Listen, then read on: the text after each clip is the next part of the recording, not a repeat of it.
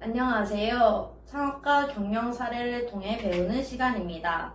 오늘은 한때 소셜 커머스 시장의 선두주자였지만 지금은 이름이 희미해진 티몬의 실패 사례를 다뤄보려고 합니다.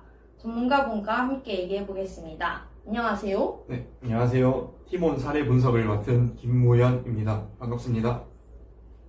그럼 본격적으로 시작해 보겠습니다. 티몬 많이들 들어보셨겠지만 정확히 어떤 기업이었나요? 네, 티몬은 2010년에 설립된 국내 최초의 소셜 커머스 플랫폼입니다. 원래 이름은 티켓몬스터입니다. 쿠팡보다도 먼저 서비스를 시작했고 초창기에는 하루 하나의 특가 상품을 파는 모델로 인기를 끌었습니다. 초기에는 반응이 폭발적이었는데요. 이게 당시에는 굉장히 신선해가지고 쿠팡, 위메프와 함께 소셜 커머스 3대장으로 불리며 빠르게 성장했습니다. 특히 KKR, NHN, 신세계 등으로부터 수천억 원의 투자를 유치하면서 쿠팡 못지않은 기대를 받던 기업이었습니다. 소셜 커머스 붐이 엄청났던 시기였죠. 그렇다면 티몬이 가지고 있던 특징은 무엇인가요? 네, 티몬은 모바일 친화적인 UI와 UX 그리고 공격적인 할인 전략으로 주목받았었고요. 2011년에는 미국의 리빙 소셜에 인수될 정도로 글로벌 기업의 관심도 받았었습니다. 하지만 곧 국내 자본에 재매각되면서 경영 방향이 흔들리기 시작했습니다.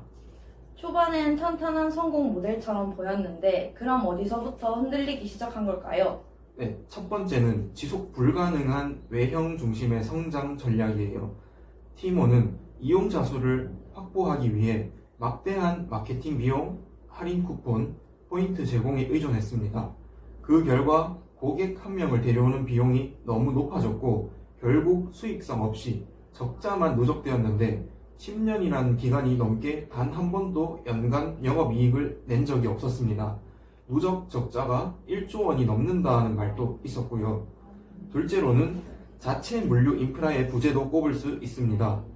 쿠팡은 로켓 배송이라는 물류 혁신을 통해 사용자의 충성도를 높였지만 티몬은 배송을 제휴사에 의존했기 때문에 속도, 품질, 신뢰성 모두에서 뒤처졌습니다.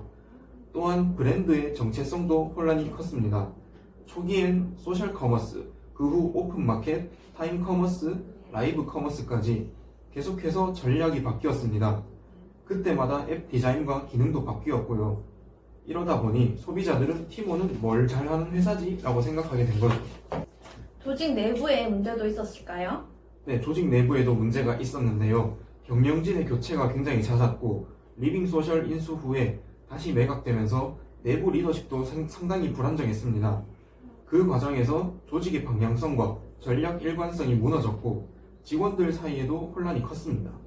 그 시기에 시장 환경도 빠르게 변하고 있었죠. 네, 맞습니다.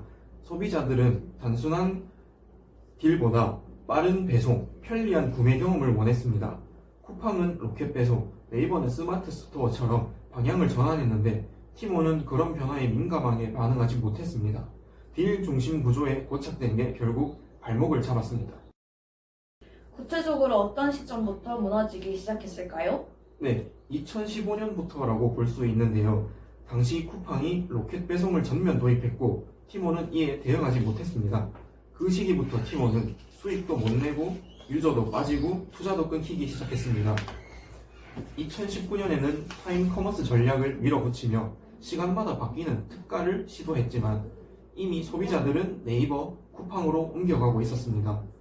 2021년에는 상장 시도까지 했지만 결국 무산됐고 이후에는 구조조정, 사업 축소, 매각 시도 등이 이어졌습니다. 지금은 사실상 기능을 거의 상실한 상태입니다. 그럼 이 사례에서 우리가 어떤 점을 배울 수 있을까요? 네, 크게 4가지 정도 교훈을 말씀드릴 수 있는데요. 무작정 키우는 것보다 수익 구조를 먼저 다져야 한다는 점, 사용자를 확보하는 것도 중요하지만 결국 지속 가능한 비즈니스 모델이 핵심입니다. 차별화가 없으면 경쟁에서 밀릴 수밖에 없다는 것. 같은 소셜 커머스 시장 안에서도 자신만의 정체성이 필요합니다. 리더십과 조직 문화의 안정성도 중요해요. 방향성이 자주 바뀌면 내부 구성원들의 동기부여도 떨어지고 실행력이 약해집니다. 마지막으로 시장 변화에 민감하게 대응해야 살아남을 수 있습니다. 소비자들의 니즈는 빠르게 바뀌고 트렌드도 유행처럼 흘러갑니다. 그렇다면 당시 팀원이 다른 선택을 했더라면 살아남을 수 있었을까요? 네, 가능성은 있었다고 봅니다. 몇 가지 개선 아이디어를 제시해 볼 수 있는데요. 첫째, 딜 중심에서 벗어나서 개인화 커머스로의 전환이 필요했습니다. 사용자 데이터를 기반으로 맞춤형 상품을 추천하는 방식이죠. 요즘 쇼핑 앱들이 많이 사용하는 전략입니다. 그럼 소비자 한 명 한 명에게 최적화된 쇼핑 경험을 주는 거군요. 맞습니다. 그리고 두 번째는 로컬 중심 플랫폼으로의 포지셔닝입니다. 대기업보다 지역 소상공인에게 마케팅, 홍보 도구를 제공하고 지역 기반의 상생 전략을 펼쳤다면 충성도 높은 이용자층을 확보할 수 있었을 겁니다. 확실히 다른 방향성이 있었겠네요. 네, 마지막으로 성과 지표 자체를 전환했어야 합니다. 가입자 수보다 구매 전환율, 고객 재방문율 같은 실질적인 KPI로 중심을 잡았다면 내부 판단 기준도 달라졌을 겁니다. 정말 인사이트가 풍부한 이야기였습니다. 티모는 실패했지만 그 안에서 우리가 배울 수 있는 건 훨씬 더 많다는 걸 느낄 수 있었는데요. 네, 맞습니다. 빠르게 성장하는 기업은 많지만 끝까지 살아남는 기업은 드물다라는 것을 사례를 통해 알 수 있었습니다. 또한 이와 같은 실패는 끝이 아니라 다른 사람에게 교훈이 되는 자산이 될 수 있다고 생각합니다. 정말 인상 깊은 말씀이네요. 오늘 이야기 정말 감사드립니다.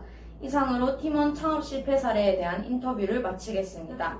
시청해주셔서 감사하고 다음 시간에도 유익한 이야기로 돌아오겠습니다. 감사합니다. 네, 감사합니다.